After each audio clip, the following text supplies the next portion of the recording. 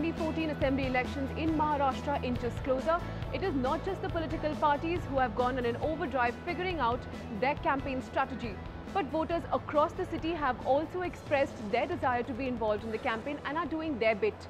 But with more and more citizen forums now coming up, students have also expressed a keen desire in the upcoming elections.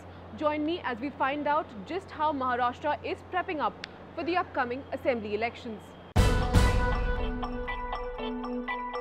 The fight for the seat of power in Maharashtra has begun. While some parties are working out last-minute alliances, others are working on strengthening their already existing ones. With 288 assembly seats at stake, everyone's putting their best foot forward. But that is just one side of the story. Voters too are going that extra mile to keep themselves informed about candidates and parties. To find out just how enthusiastic youngsters are about the upcoming assembly elections, we asked them their opinion on a few subjects that really matter.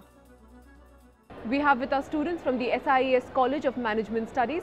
So my first question to all of you is, will you all be voting in the upcoming assembly elections? A loud yes. So when you're looking to vote, what is it that you're going for, the candidate or the party? I would say that I would be giving due weightage to both the party, which would define the candidate's political leanings, his political ideology, as well as to the candidate himself.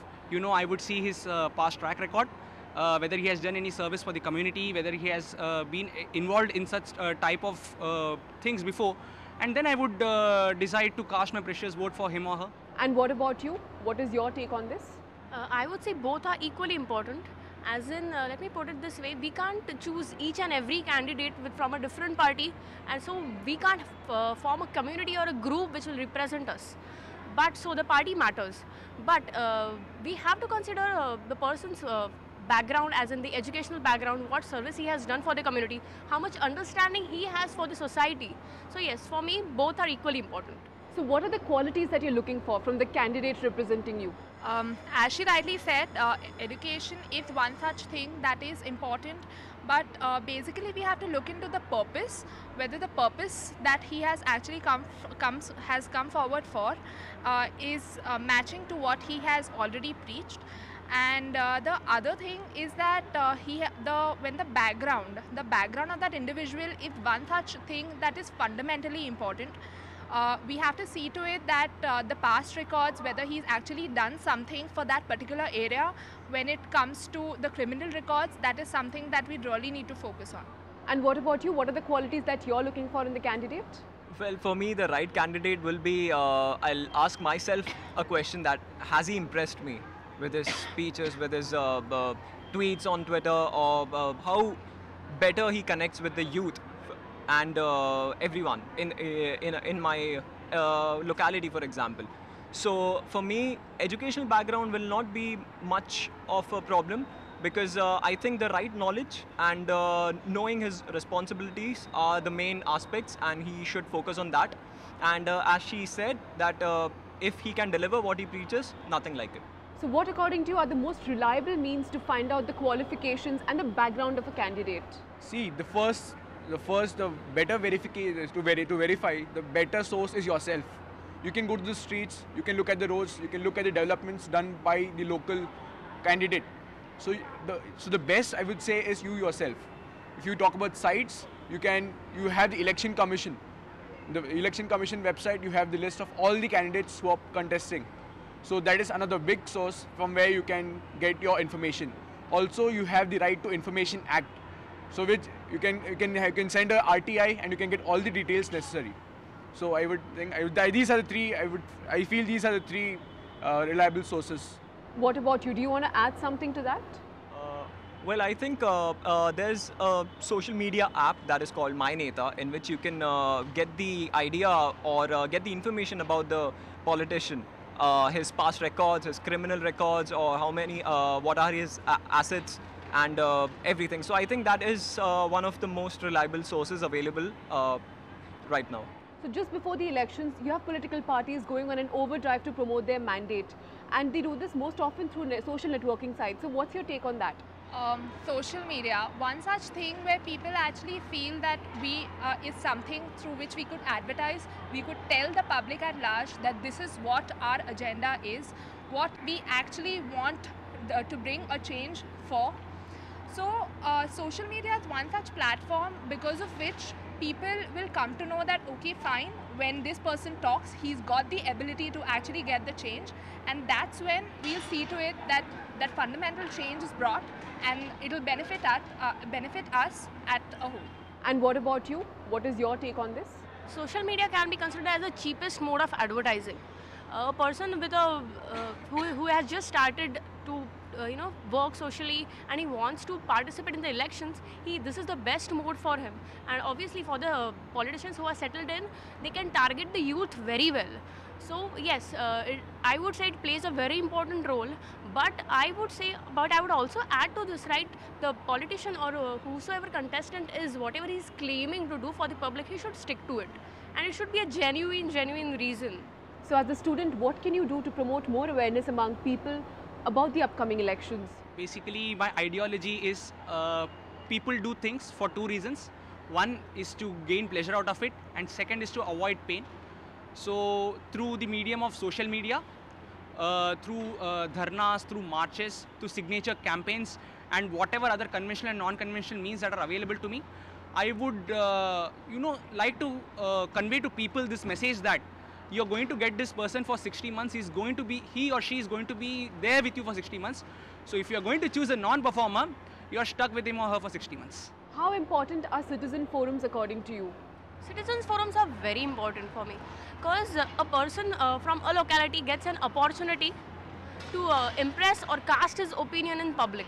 Whatever concerns he has with the locality, like the roads are not functional or whatsoever, they can voice their opinion in the forum, and we can make sure that whatever the complaint was is worked upon, and the progress is in the way. Citizen forums are often a big help to voters who are looking to gather that extra bit of information about candidates filing their nominations. Even though they start gathering information much before the elections kick off, the responsibilities shouldered by these forums don't just end with the elections. From compiling the achievements of a candidate to tracking the fulfillment of promises, forums like Agni in Mumbai and Bangalore's Political Action Committee, for instance, gave a thorough report card of candidates. Citizen forums played a big role in the 2014 general elections. Due to its highly interactive nature and extensive discussions, youngsters were motivated to cast their vote without fail. This tradition did not just end with the Lok Sabha polls. Abhishek, who is an MBA student for instance, is an active member of a citizens forum in Navi Mumbai. As we all know, there is a positive change at the national level, but still there was a debate amongst us that why not that same change at the local level, because we as a citizens face problem at local level, isn't it? So we need that positive change at our level. So one day while surfing Facebook, I got through one of my friend's page, and he has voted for citizens forums of Navi Mumbai. As from last 20 years I'm part of Navi Mumbai, I wanted some positive change for this place. So I went into that into that website, Citizens Forum, and voted my perception about it, that what kind of candidate do we require for Navi Mumbai. Abhishek isn't the only one taking out time to be a part of an initiative that creates awareness. A group of professionals in Navi Mumbai got together to start a citizen forum that lists out the qualities that the people in the area are looking for in their ideal candidate. After conducting an extensive survey using social media, the group is now presenting their findings to political leaders across the city. Did you get the response you were looking for, the sort of response that you were hoping to achieve? So in our website, we got close to 14,000 registrations. And if we see the 14,000 registration in comparison to in one assembly seat, the total number of votes that had happened last election, which was close to around 1.25 lakhs to 1.5 lakhs, it is a good 10% population, 10% vote population coming and visiting the website and registering themselves. If we look into that criteria, we had a good response. Okay. And so you also use social media for this. Correct. You didn't go door to door. You used, well, texting and mailing. Absolutely. And yeah. So how did that work? Do you think because of that you probably alienated a few other members? Not really. I think our target group uses a lot of social media, and especially in Navi Mumbai, the penetration of internet is pretty good. I would feel that it is one of the highest in India. And then as professionals, we don't have that kind of time to really go out and reach out to people in the old traditional ways. I think it has worked well. Okay. So since I'm assuming you all use the social media, you would have had a lot of response from students coming in. Correct. For this. So we would have around 15,000 response, 15,000 registrations. I'm sure around 60-70% of them are students. So after this, you're going to make the whole presentation in front of, you know, the elected members and the representatives basically. So how do you see that going? See, the way we look at it is that there is a group that we have formed, and we have votes of the people in terms of SMSs, and we will go and take it to them. And in fact, we have talked to some of them already, and it is just our hope. We have done our activity, and we hope that they will listen to us, and they will see the demographics and the people's response, and they will take it seriously and take it forward from there. We hope that they will take it forward from there.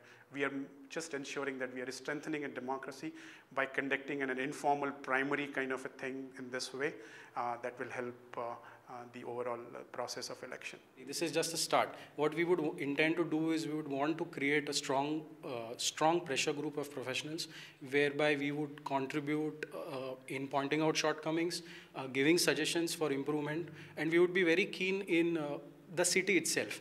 We are not thinking